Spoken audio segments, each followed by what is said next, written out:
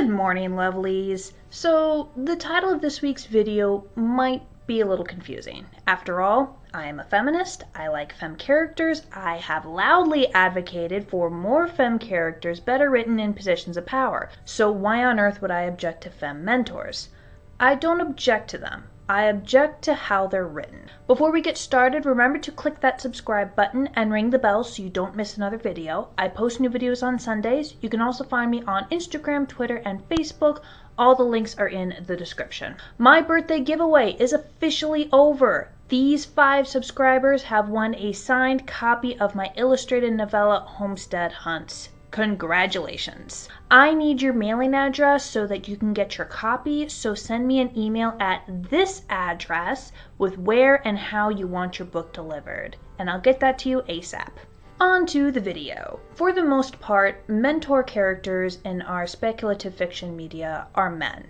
When you hear mentor character in relation to science fiction, fantasy, or any other action-based genre, the first image that pops into your head is Obi-Wan, or Gandalf, or some other old white dude. Sometimes they get to be Asian or black, in which case there are already slim chances of surviving to the end of the story drop to nearly zero. Whatever the case, it's usually a guy. And from a cultural perspective, this makes sense. Guys are supposed to be smarter than girls, and they're expected to be better or at least more experienced at all the fighting and survival stuff than the girls. And since the whole point of the mentor character is to be better than the character that they are teaching, at least until they tragically/heroically die, why wouldn't the action mentor be a guy? Since it's the 21st century, we've been getting better at subverting sexist tropes and ideas such as this. It started with, well, why can't a woman be good at fighting? And has gradually been turning into, well, why can't she be the awesome mentor character that everyone idolizes and looks up to?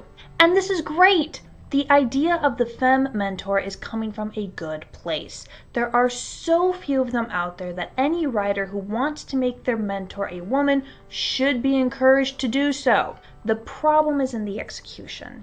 Broadly speaking, male mentors are allowed to stand with their students, while female mentors stand behind them. Basically, and this is not exclusive to mentor characters at all, the guys are allowed to take a more active role in the story, and they also aren't shunted off into a romantic subplot with their proteges. That happens a lot, even when the female mentor is done right. It's difficult to find examples of this trope simply because, as I stated previously, there are so few femme mentors in science fiction and fantasy.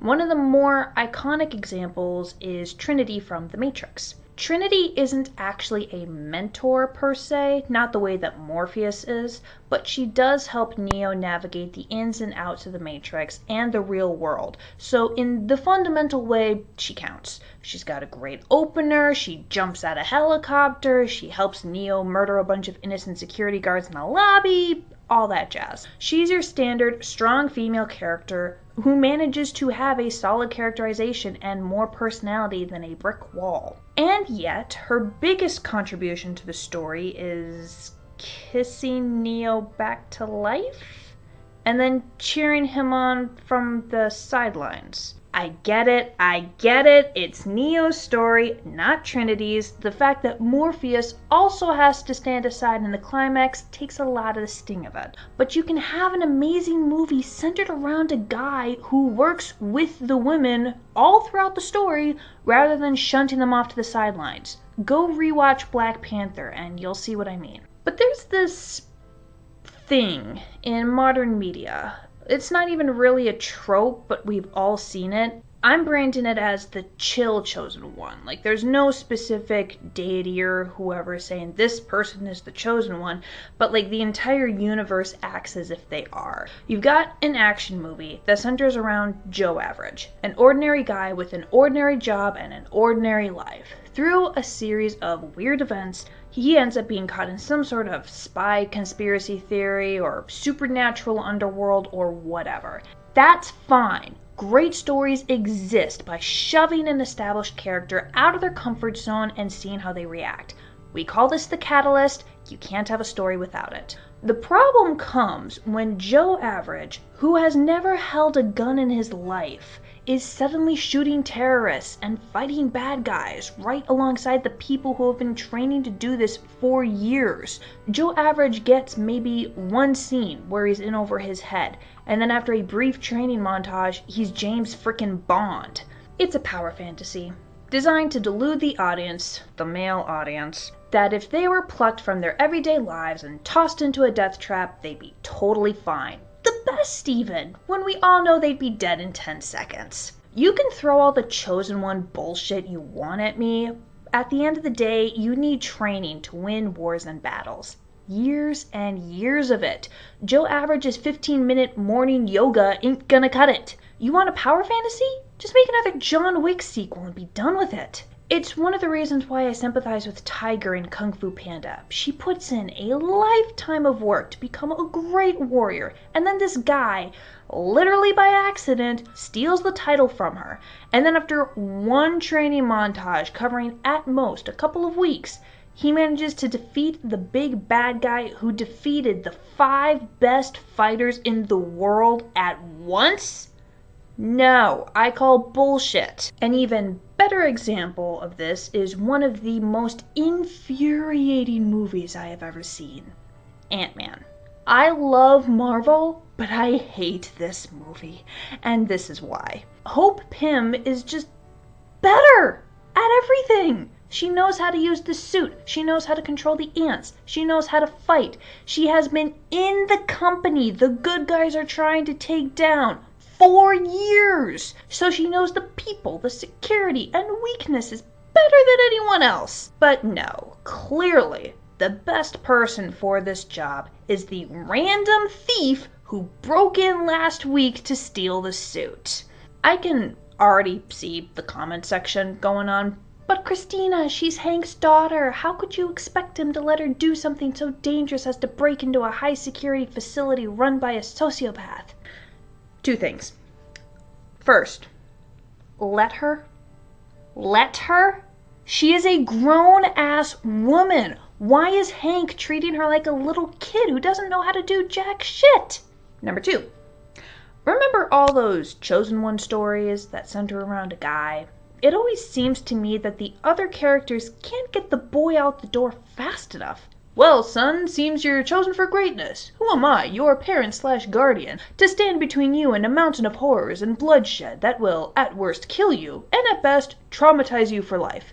Go fulfill your destiny, boy! More often than not, the guy will be burdened with the chosen one thing. I shouldn't do the thing. It is a burden. And the support characters will literally have to force him to take up the mantle because no one else will. But if it's a girl, no, she's too young and pretty to send off to face all that danger. What are you thinking? Even Moana suffers from this. It's not an in-universe problem in her case, as her island culture practices excellent gender equity. This is more of this movie was created by Americans who don't practice gender equity problem. Moana has to jump through hoops that her male counterparts never had to deal with. And for the record, this is more of a movie problem. Books and literature, especially in young adult, have gotten better at this, but it's still there. And it's dominating Hollywood. But Christina, Marvel made a sequel that does make Scott and Hope equal, Ant-Man and Wasp. About that. Hank had superior technology like wings and blasters, and didn't give them to Scott when they were all risking their necks, including the neck of his daughter that he was so keen on protecting, to steal the yellow suit in the first movie. He made Scott fall through a tube toward deadly lasers without wings. What a dick. No wonder Howard Stark didn't like him. You know, this whole thing like, oh yeah, no, we need to give the girl all the best technology and weapons because otherwise she'll be dead without it. I mean, I appreciate it, but maybe we should have equally good weapons and technology so that neither of us die? Why do you think I need the leg up? But Christina, Ant-Man is about Ant-Man. It's about Scott Lang becoming a hero, not about Hope Pym. She's just a support character. And Black Panther is about Black Panther. Its femme characters are still amazing. The best way to fix the Ant-Man movie is to remove Ant-Man. I'm serious. They should have just made a Wasp movie. The primary tension would have been her strained relationship with her father. Hank has to come to terms with the fact that his wife chose to sacrifice herself, just as he was going to, and he has to respect the fact that Hope might do the same thing. This is something that families and friends of enlisted soldiers could relate to. While working on the heist, Hope will grow closer to her father, atone for the mistakes she's made in the past, and be the one to go super small to defeat the villain, just like her mother did. Only, unlike her mother, she gets to come back. And in the sequel, Wasp and Ant-Man, while she and her dad work to bring Mrs. Pym home, their technology is stolen. Some jerk named Scott is trying to sell it on the black market. Only then it turns out that Scott is only doing it to get back to his own kid, Cassie. His situation mirrors that of the Pym family, and once he realizes what the stolen technology is for, he helps them, putting aside his own needs to reunite the Pym family, and become Ant-Man with the help of his mentor, Wasp. Also, this way Marvel would have beaten DC to the honor of first female superhero movie in theaters, and we all know how much Marvel loves beating DC. Back to the original point, female mentors in action genres are very few and far between, which is why it hurts even more when their characters and arcs are botched, when they're used just long enough to turn Joe Average into Joe Chosen One, and then tossed aside to cheer him on in the background. She'll either be killed off or reduced to a romantic subplot. If you're going to create a kick-ass woman awesome enough to train your main character, then you can use her in the story beyond training the main character. Fullmetal Alchemist has a tough femme mentor who trained the two main characters, the Elric brothers, in alchemy in their backstory. She's not romantically involved in them, which is good because they are teenagers and she's married. Instead, she acts as a mother figure to them. The only reason she doesn't fight alongside them for most of the series is because of health issues. She gets her own arc where she has to come to terms with the death of her child, and then she does show up in the series finale to help them beat the big bad guy. I give her a 9 out of 10. Edge of Tomorrow, an awesome science fiction action movie with an even better soundtrack, has a femme mentor who trains unwilling time traveler Tom Cruise to fight the aliens. What's interesting here is that while Cruise's character has the chosen oneness power of live, die, repeat, his mentor, played by Emily Blunt, used to have the same thing, which is why she's training him. By the time she's finished with training him and it's time to take on the head alien, she doesn't stand aside and let him do it alone. She goes with him. In the end, they're both equal. Doctor Strange also revamped the Ancient One as a woman instead of keeping her as a man as in the comics, which is pretty cool. And, unlike Edge of Tomorrow, there is no romantic relationship between the Ancient One and Doctor Strange. Unfortunately, it loses points for casting a white actor to play an Asian character and then also permanently kills her off so our dude hero can save the day with his other two guy sidekicks. So I give it a B+ for effort, D for execution. Finally, we need to talk about Avatar: The Last Airbender. Of Aang's 3 main bending teachers, 2 of them, Katara and Toph, are girls, both of them beautifully written. While Toph stays pretty much the same throughout the show, Katara has a full narrative arc and is not the same person at the end as she was in the beginning. In addition, the writers practice power balance within the group, and this, I think, solved a lot of potential problems that could have come up. Aang might be the chosen one, the master of all 4 elements, while all the other benders only get 1, but the other members of the group, especially Katara and Toph, specialize in certain abilities that Aang does not have. Aang cannot use his powers to heal injuries, but Katara can. Aang cannot bend metal, a material used in abundance by their enemies. Toph invented metal bending, allowing her to crush entire ships. This creates a power balance in the group as a whole, where each character remains vital to the quest because of their unique abilities. Katara and Toph can't hang back and cheer Aang on as he fights the main villain. Their specialties and skills are mandatory for the team's success. They have to fight too. In other words, while the story of Avatar: The Last Airbender does center around a guy, if the Avatar writers had treated Toph and Katara the same way Marvel treated Hope Pym, the entire world would have been taken over by the Fire Nation.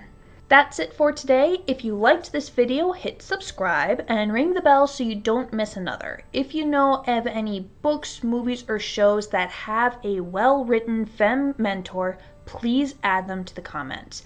Bonus points if she does not end up in a romantic subplot with her protege.